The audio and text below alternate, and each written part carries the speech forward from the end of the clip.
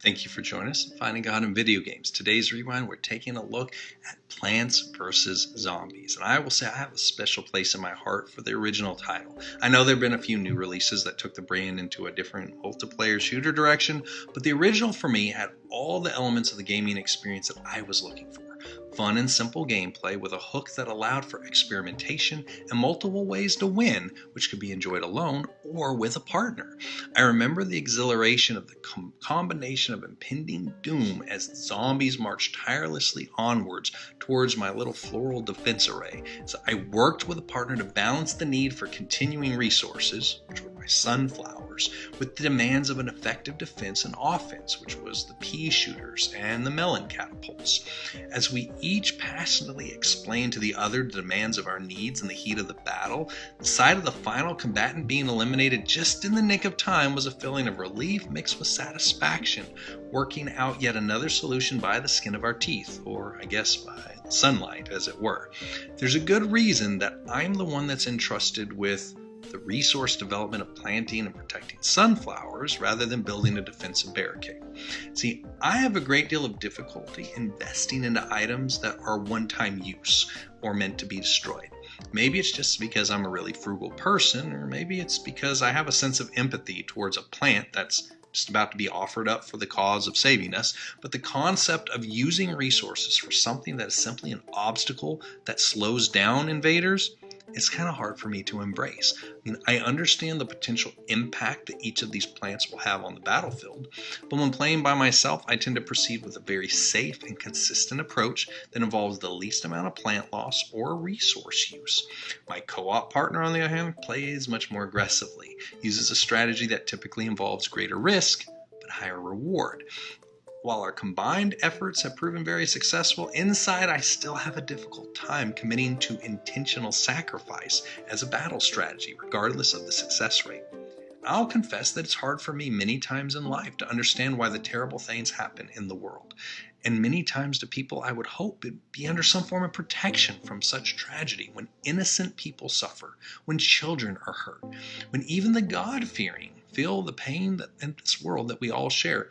It's understandable to wonder why God doesn't simply stop the pain. Why does the omnipotent, omniscient, omnipresent God of the universe allow these things to occur when we know He has the power to stop them? I know I have pondered such thoughts on many occasions. I doubt I'm alone in it. Volumes of books have been written by men and women much wiser and more articulate than I am on how a good and loving God can permit evil things to happen in this world to His children.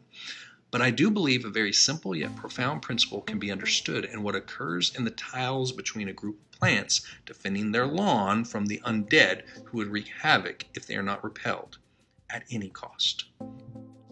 We have to start in the book of Acts, chapter 6, where the early church has just started to emerge as a cohesive unit. As the church grows, 7 people were chosen to provide a vital support role in the budding church infrastructure. One of these was a man named Stephen.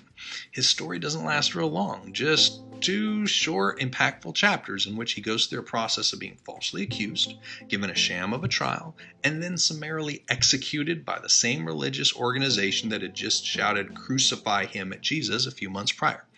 As the final stone throw takes this man of God's life, a footnote in chapter 7 launches a new figure into the spotlight, a man who would one day become the Apostle Paul. But on this day, he was on the side of the angry mob who had just snuffed out Stephen's life. And what he just observed actually galvanized Paul into even more aggressive and heinous action.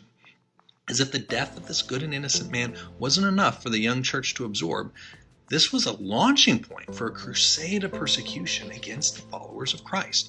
Without so much as a break to mourn their loss, chapter 7 records the panic scattering of the believers all across the region as Paul and those who were supporting him began a campaign of terror, seeking out Christians in their homes, in their hiding places, and arresting them.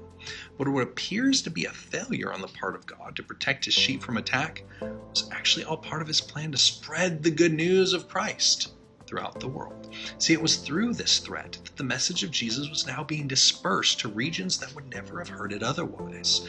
And this experience was also the catalyst for bringing the misguided Paul into the fold, as his murderous campaign brought him into an intersection of confrontation with Christ on the road to Damascus and changed the entire world. It was witnessing the death of Stephen that placed Paul on a course that would change his destiny and lead him to become the most prominent missionary and evangelist for our faith of all time, and inspired almost all of the books that comprise the New Testament.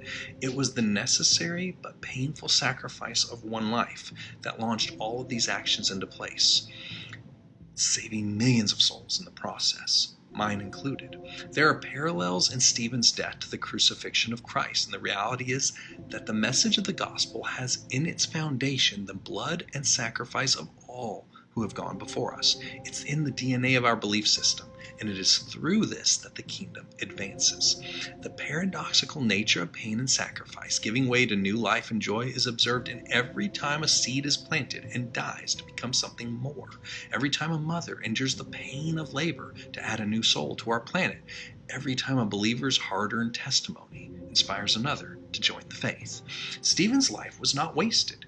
It was invested. And while it did not feel like a victory at the time, even for quite a while afterwards, now that we have the benefit of viewing this through nearly 2,000 years of hindsight, it is clear how his sacrifice, tragic as it was, birthed the expansion of Christianity across the globe. Now, I know hearing this may not provide a lot of comfort to those of us who are enduring pain and loss right now. I would never dare to insult another's crisis with a phrase that's as trite as, well, don't worry, God's in control, without balancing it with the reality that we may never understand the impact of the events of our lives within our lifetimes. When God answered the cries of Job for understanding in the midst of his circumstances, God's answer was void of the comforting reassurance that it would be all right. Instead, he challenged Job to change his view and recognize that as the architect of all time and space, God has more considerations than we can possibly fathom. Fortunately, I don't have to answer to the plants that I sacrifice for the greater good of clearing the board in Plants vs. Zombies. I am reminded of a phrase in what I consider the greatest Star Trek movie of all time, The Wrath of Khan, in which Spock, as he sacrificed himself for his comrades, rightly asserted that the needs of the many outweigh the needs of the few, or the one.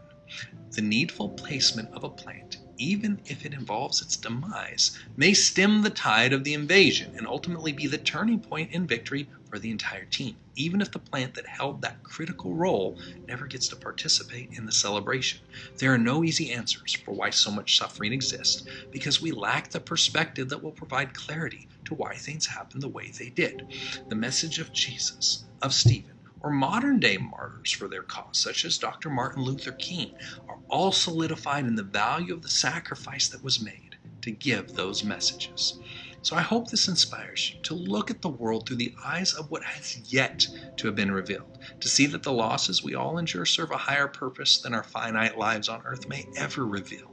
Our lives are a message to others who are observing us, may be completely unknown to us, and we may change the course of history by actions that may seem inconsequential at that moment. Stephen had no idea that he was the plant that would die to change the lives of so many, and ultimately the world. There is a purpose, difficult as it may be to understand, and each of us, as the unique plants we are, play a vital role in the plan to bring souls to the saving knowledge of Jesus.